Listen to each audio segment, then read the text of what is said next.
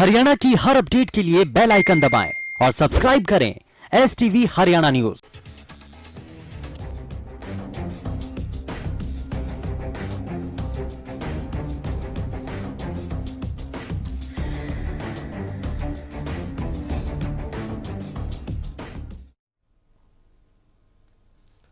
नमस्कार, स्वागत है आपका। मैं हूं गौरव कुमार पांडे।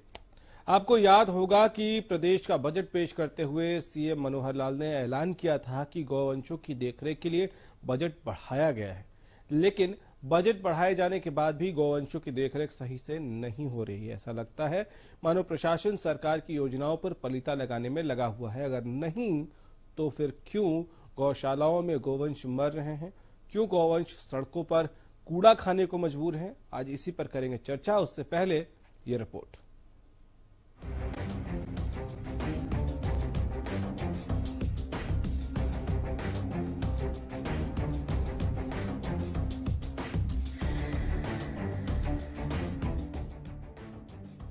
प्रदेश में प्रशासन किस तरह से सरकार की योजनाओं को पलीता लगा रहा है, उसका जीता जागता उदाहरण सामने आया। सरकार गौवंश के रखरखाव को लेकर जितना गंभीर है, प्रशासन उतना ही लापरवाह दिख रहा है। और ये बात हम यूं ही नहीं कह रहे। हालात ये है कि कहीं गौवंश कूड़े से पेट भरने को मजबूर है, कहीं आवारा घूम रहे गौवंश लोगों की जान ले रहे हैं, तो कहीं गौशालाओं में रह रहे गौवंशी लापरवाही के चलते मारे जा रहे हैं। पंचकूला के सकेतड़ी में रविवार को 19 गौवंशों की मौत का मामला सामने आया था और ये मौत कहीं सड़क पर नहीं बल्कि गौशाला के अंदर ही हुई थी। दरअसल एक गाय का बच्चा खड़े खड़े गिर गया था। जब डॉक्टर को बुलाया गया तो पता चला कि फूड पॉइजनिंग की वजह से ऐसा हुआ।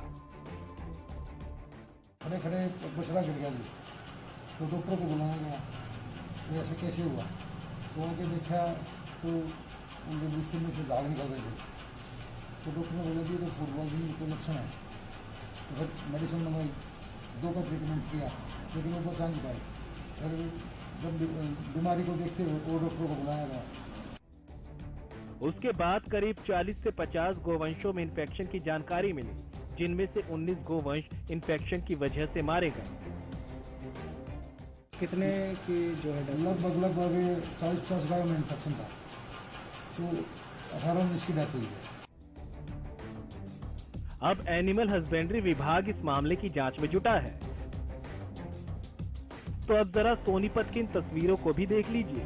सोनीपत के राय विधानसभा की ये तस्वीरें देखकर आप खुद समझ जाएंगे कि हम आपको क्या दिखाना चाहते हैं। गौवंशों का हाल बुरा है। गौशालाओं में जगह न मिलने की वजह से ये गौवंश खुले में ही घूमते हैं और खाना न मिलने की वजह से कूड़ा कचरा खाने को मजबूर हैं। इस कचरे के साथ प्लास्टिक भी इनके पेट में चला जाता है, जिसकी वजह से कई गौवंशों की जान भी जा चुकी है। वैसे तो सोनीपत नगर निगम ने गांव कसामपुर में गौशाला का निर्माण जरूर करा रखा है, लेकिन सड़कों और ग्रामीण क्षेत्रों में घूम रहे बेसहारा गौवंशों को वहां आसरा नहीं दिया जा रहा। गौवंशों के ठीक से रखरखाव न करने का ही नतीजा है कि रेवाड़ी में 2 आवारा सांडों की लड़ाई में एक स्कूटी सवार युवक की मौत हो गई थी। कहने को तो प्रदेश में करीब 600 गौशालाएं हैं, बावजूद इसके ये गौवंश आवारा घूमने को मजबूर हैं। जबकि खुद प्रदेश के मुखिया मनोहर लाल ने बेसहारा गौवंशों के रखरखाव के लिए गौवंशों को दिए जाने वाले 30 करोड़ के बजट को बढ़ाकर 50 करोड़ कर दिया था, लेकिन प्रशासन इस योजना को अमली जामा पहनाने में नाकाम साबित हुआ। अब सवाल ऐसे में ये बना हुआ है कि प्रशासन क्यों बदहाल गौशालाओं को दुरुस्त करने में असफल साबित हो रहा है। Bureau report, Haryana news.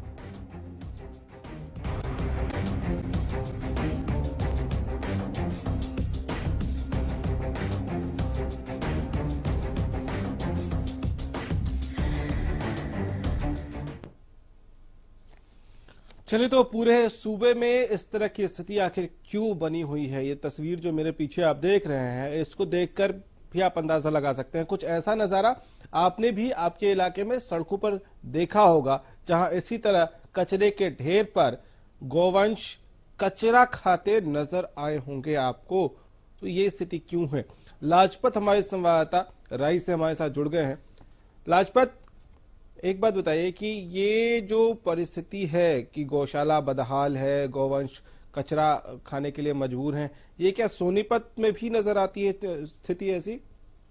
जी बिल्कुल, अगर बात करें तो जिला सोनीपत में गौ रक्षा दल भी है, तो इस पर काफी काम करता हुआ नजर आता है। गौ रक्षा दल के जो कुछ युवा है जो मेरे साथ में है, मेरे पीछे हैं, आपको दिखाई दे रहे हैं, ये गौओं को जो जिन पर अत्याचार लगातार देखने को मिलता है उनकी रक्षा करते हैं, और कहीं ना कहीं जिनको जख्मी गौ होती है उनका इलाज तक करते हैं।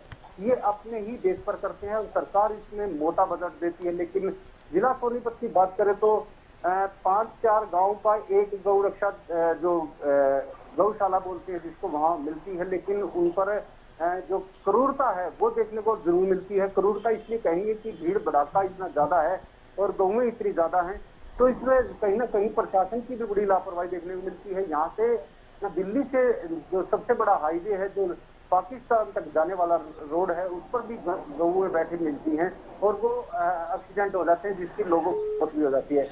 ऐसे में हमारे साथ जो गौ रक्षा दल के व्यक्ति हैं उनसे भी जानेंगे कि आखिर इसका समाधान कैसे हो, क्योंकि नगर पालिका के भी अंदर काफी गौशालाएं आती हैं, लेकिन सिर्फ अनदेखी होती है और खाना पूर्ति होती है, और मजबूर भूखी प्यासी जो अड़ंगा खाती हैं, पनिया खा जाती हैं, वो तड़प तड़प कर मरती हैं। ठीक है लाजपत, आप इनसे सवाल पूछिए, लेकिन ये लोग बिना मास्क के हैं, इनको पहले तो बोलिए कि ये लोग मास्क लगा लें क्योंकि नजदीक नजदीक खड़े हैं ये लोग, और उसके बाद इनसे पूछिए कि इनको क्या लगता है कि अगर सरकार इतनी कोशिश कर रही है तो कमी कहां रह जा रही है। जी बिल्कुल, आप सबसे अपील है कि आप मास्क लगाएं, क्योंकि आप बिल्कुल नजदीक हैं, तो थोड़ा सा कोरोना की जो दहशत है वो आप मास्क जरूर लगाएं, क्योंकि पूरा देश इसको देख रहा है। तो ऐसे में जो है वो जरूरी है। जो गौरक्षा दल से है सोनू आर्य जिसका नाम है, जो कि गौओं की रक्षा करते हैं, उनसे जानते हैं कि इसका समाधान कैसे हो और क्या समाधान हो, कैसे क्या कुछ बताई जा सकती है गौएं। देखिएगा जी, भारत भूमि ऋषियों और गाय के लिए ही बताई गई है, और अब ऐसा समय आ चुका है कि गाय, किसान इत्यादि पर ही ज्यादा जुल्म हो रहे हैं, और वो भी सरकार के माध्यम से ज्यादा। अभी जो कोरोना नाम की बीमारी इस देश में आई हुई है, इसका मुख्य कारण ये भी है कि हम अपनी भारतीय परंपराओं से दूर हो चुके हैं, क्योंकि हमारे इम्यूनिटी सिस्टम पूरे विश्व में सबसे ज्यादा मजबूत है, और अभी भी हम उस बीमारी से इतने दुखी नहीं है जितना कि हमारी गाय के साथ दुर्व्यवहार व विचार हो रहा है। अभी ये लगा लीजिएगा, सरकार ने मुद्दे तो उठाए थे, बीजेपी ने सरकार बनने से पहले ये कहती थी कि गाय के लिए ऐसा करेंगे वैसा करेंगे, परंतु इनके भी वो घोंसले ही निकले हैं। तो और भी हमारे साथी हैं जो गौओं की रक्षा करते हैं, जो घायल गऊ हैं उनकी रक्षा करते हैं, और उनसे जानने का प्रयास करते हैं कि वो उसको कैसे बताते हैं, क्योंकि यहाँ पर जो और साथी हैं वो भी बताएंगे कि गौ माता जो हमारी सबसे पूजनीय माता है, और उसको कैसे बताया जा सकता है, क्योंकि यहाँ पर घायल गऊ ज्यादा देखने को मिलती है, क्योंकि सबसे बड़ा हाईवे गुजरता है यहाँ से और उनसे दुर्घटनाएं होती हैं, तो कहीं ना कहीं यहाँ पर अत्याचार लगातार गौओं पर देखने को मिलता है। ऐसे में जो और साथी हैं उनसे जानने का प्रयास करते हैं कि गौ माता पे अत्याचार, और जो हिंदू धर्म में सबसे बड़ा धर्म जो है गौ माता को ही माना जाता है। हम घर पे खाना बनाते हैं तो सबसे पहली जो गाय की रोटी निकालते हैं, हमारी माता है गौ, लेकिन उस पर अत्याचार क्यों? तो जिसके लिए जहाँ तक वो मेरी सोच है, उसके लिए ये हमारा प्रशासन भी अपना जिम्मेदार है, और जो हमारी सरकार है वो भी जिम्मेदार है। क्योंकि जैसे हम तो पूरे दिन रात उनकी सेवा में लगे रहते हैं, लेकिन जैसे हमें कोई सपोर्ट नहीं करता, जैसे ना तो जैसे हमारी गवर्नमेंट सपोर्ट करती है ना हमारा प्रशासन सपोर्ट करता है। क्योंकि सहयोगी में सहयोगी जी ने बोला था कि ना जो बीच में 20 सर्टिफिकेट खाने हैं तो भी बंद करवाया जाएगा, लेकिन वो उन्होंने कोशिश तो की है, लेकिन ना पूरी तरह से वो ना नहीं हो पाए हैं। तो करोड़ों बजट आता है सरकार की तरफ से, लेकिन वो अधिकारियों की जेब तक रह जाता है, वो जैसे आकर वो बिल्कुल रह जाता है। तो उसके लिए मेरा कहना है कि इसके लिए एक ना समिति बनाया जाए। दूसरा गाय है हमारा जो राष्ट्रीय पशु है, लेकिन इसकी तरफ ना कोई भी मतलब देखभाल नहीं की जा रही है। तो मोर को बोल रहे हैं कि अपना राष्ट्रीय पशु है, लेकिन मेरी सोच में इसको गाय को राष्ट्रीय पशु घोषित कर देना चाहिए, तो क्योंकि इसके गाय माता का अपने दूध गिलाफ है, मूत्र भी वो मतलब चीज में गाय जो भी है अपने लिए सबसे बहुत ना परफेक्ट है, लेकिन इसको ना जो हमारा राष्ट्रीय पशु है उसको ना घोषित नहीं करने। और भी साथी हैं हमारे और भी साथी हैं, उनसे जानने का प्रयास करते हैं कि गौ माताओं पर लगातार अत्याचार होता है, उनको कैसे बताया जाए। यहाँ पर जो है साथी हैं हमारे, बताइए आप कैसे गौ माता को मानते हैं, क्योंकि गौ माता बहुत हमारे- बहुत शुक्रिया आपका हमारे साथ जुड़ने के लिए। तो लाजपत बता रहे थे कि युवा क्या सोचते हैं, जो लोग गौ सेवा में खुद को वॉलंटियर कर रहे हैं वो क्या सोचते हैं, लेकिन इन सब के बीच भी परिस्थितियां कुछ ऐसी हैं जहां सच तो वही है जो इन तस्वीरों में दिख रहा है। बहुत छोटा सा ब्रेक के बाद एक बार फिर से आपका स्वागत है। कैथल का हाल जान लेते हैं। विपिन शर्मा हमारे संवाददाता हमारे साथ जुड़ गए हैं। विपिन, क्या ऐसी ही बदहाली, क्या ऐसी ही तस्वीरें कैथल में भी नजर आती हैं कि गौवंश जो हैं वो सड़कों पर कचरा खाती नजर आते हैं और वहां भी देखरेख नहीं है, गौशालाएं वहां जो है वहां स्थितियां कैसी हैं? चलिए, लगता है हमारी आवाज पहुंच नहीं रही है विपिन तक। हम दोबारा जोड़ने की कोशिश करेंगे। लेकिन अनूप कुंडू हमारे संवाददाता हिसार से जरूर हमारे साथ जुड़ गए हैं। अनूप, हिसार का हाल बताइए, वहां गौशालाएं क्या दुरुस्त हैं या वहां भी बदहाली नजर आती है? हिसार की बात करते इस वक्त हम हिसार के गो अभ्यारण्य में हैं और गो अभ्यारण्य में और एक हरियाणा पुलिस ने इसको बड़ी अच्छे से कवरेज किया था, ये दिसंबर के आसपास की बात है। तो उसके बाद गायों का मरने का मामला बहुत अधिक चला था और अब वो ही गायें बच करके यहाँ पर लगभग 500 से 700 के करीब रही है।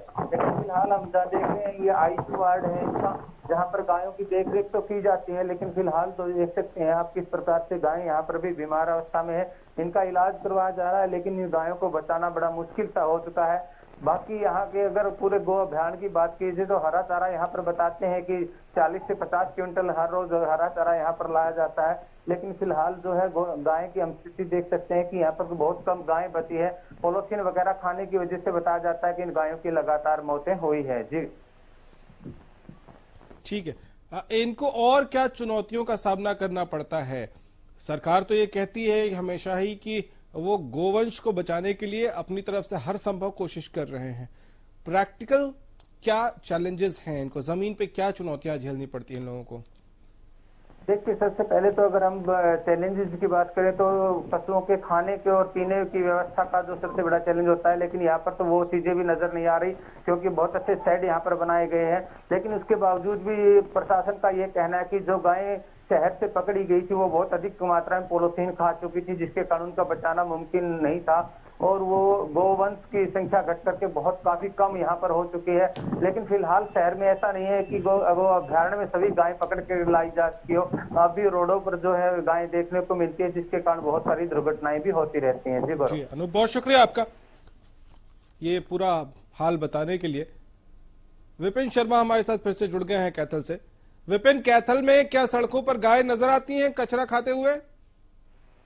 जी, आपको बता दें कि हम आज कैथल की कपिस्थल नंदी गौशाला में, जिसको सरकार ने बनाया था, और हमारे पास वो लोग यहाँ पे हैं जो इस नंदीशाला को चला रहे हैं और वो लोग भी हैं जो शहर में लगभग 1500 के करीब बताई जा रही है कि गाय और नंदी शहर में घूम रहे हैं। हम दोनों तरह के लोगों से बात करेंगे जो समाज सेवा कर रहे हैं और जो इस गौशाला को चला रहे हैं। बिल्कुल इस गौशाला को चलाने की बात हम करें तो इस सरकार ने गौशाला बना के दे दी एक संस्था को, और इनका कहना है कि कोई अनुदान नहीं आता, कोई चारे के लिए कोई पैसा नहीं आता, वो सिर्फ अपनी शक्लों से या शहर में चंदा मांगकर एक सेवा भाव से कर रहे हैं। और हाई प्रोफाइल लोग भी नहीं है जो इस गौशाला को चला रहे हैं, वो सेवा भाव से खुद अपने हाथों से यहाँ पे काम करते हैं और गौशाला को चलाने की कोशिश कर रहे हैं। परंतु यहाँ पे 700 से 800 की कैपेसिटी है, 1200 प्लस नंदी और गायें हो चुकी है, खाने की सुविधा नहीं है बहुत ज्यादा। और आप मेरे पीछे देख भी सकते हो, कच्चा मैदान है, पूरा का पूरा गाँव कच्चे में है, शेड है लेकिन पर्याप्त नहीं है। आने वाली सर्दियों में एक बड़ी दिक्कत हो सकती है।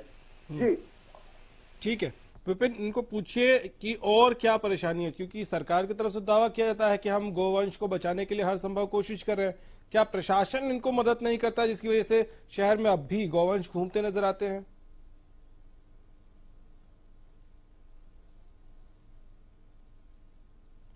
गाँवों को बचाते हैं शहर में, दोनों से आपकी बात अपना विकास जी, किस तरह की सुविधाएं यहाँ पे गाँवों को आप दे रहे हैं और किस तरह की दिक्कतें आपको आ रही है?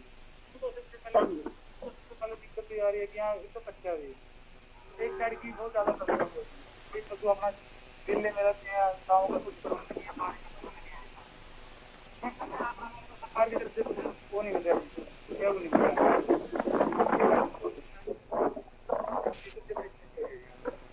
जी, इनका साफ कहना है कि सरकार की तरफ से सहयोग नहीं है और ये कुछ बेहतर तो करना चाहते हैं पर संसाधनों की बहुत ज्यादा कमी है। जी साथी भाई, ये अब हमारे साथ हैं जीवन रक्षा दल। इनका काम है जीवन बचाना, चाहे मनुष्य का हो, चाहे जानवर का हो, चाहे पक्षी का हो।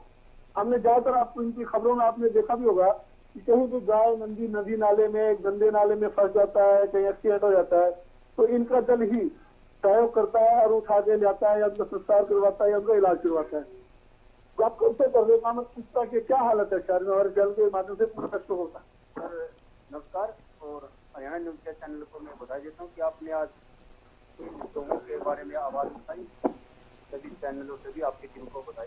मैं राजू डोहर सेक्टर हरियाणा से, सर हमारे नाम है सभी मेंबर खड़े हैं, प्रधान खड़े हैं, सेक्रेटरी खड़े हैं, सभी साथी हैं। तो जहाँ पर भी कोई भी ऐसी असुविधा हो, गाय खड्डे में हो या टान हो या विपिन, आपकी आवाज स्पष्ट नहीं आ रही है। बहुत शुक्रिया आपका हमारे साथ जुड़ने के लिए। तो गौशालाएं बनाई तो गई हैं, लेकिन क्या इतने भर से काम चल जाएगा? और आखिर ऐसा क्या किया जाए जिससे ये तस्वीर कहीं भी किसी भी शहर में, गांव में, गली में, कूचे में नजर ना आए? फिलहाल इतना ही, इजाजत दीजिए, नमस्कार।